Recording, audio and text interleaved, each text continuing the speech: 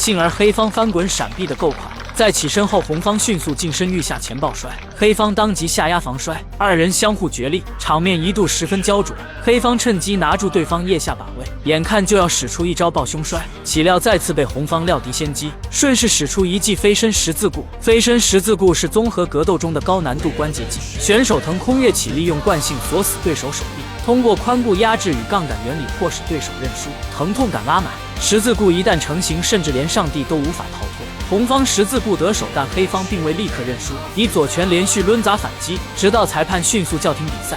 黑方在起身后明显是有些不服，这种浓烈的火药味恰恰也将军人的不屈血性展现得淋漓尽致。演武不等于假打，让格斗增加一定的观赏性，才能更好的推广。处突为稳当尖刀，反恐制胜铸盾牌，致敬永远站在人民身后的忠诚力量。